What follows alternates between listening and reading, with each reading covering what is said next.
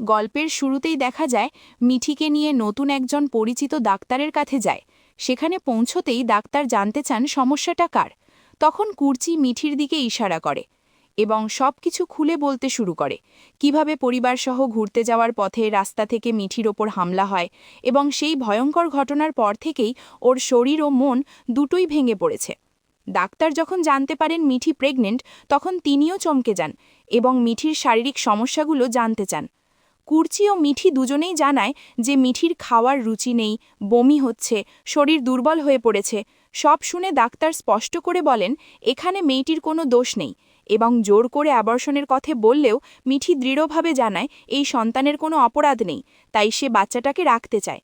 এরপর কুর্চি ও কমলিনী সিদ্ধান্ত নেয় এই সন্তানের পরিচয় প্রকাশ না করে মিঠিকে অনেক দূরে নিয়ে গিয়ে সন্তান জন্মের পর নিজেরাই দত্তক নেবে।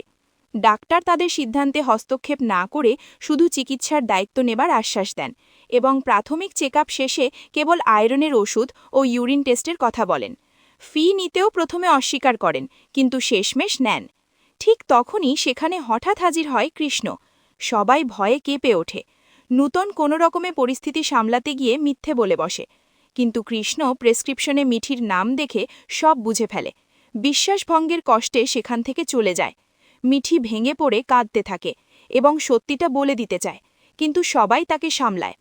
অন্যদিকে বর্ষা ও রেশমির কথোপকথনে মিঠির প্রেগন্যান্সির সন্দেহ আরও জোরালো হয় এবং রেশমি খুশিও হয় এই ভেবে যে মিঠির তেজ এবার কমবে। এদিকে মিঠির শরীর আরও খারাপ হলে সে শুয়ে থাকে। তখন মিঠিল এসে কৃষ্ণর সঙ্গে দেখা করার কথা বললেও কমলিনী জানায় মিঠি অসুস্থ। মিঠি নিজেও জানায় সে এখন দেখা করতে পারবে না। এতে মিঠিল আরও সন্দিহান হয়ে ওঠে। আর দর্শকদের মনে একটাই প্রশ্ন ঘুরপাক খায়, যদি কৃষ্ণ সব সত্যি জেনে ফেলে তাহলে সে কি মিঠিকে মেনে নেবে?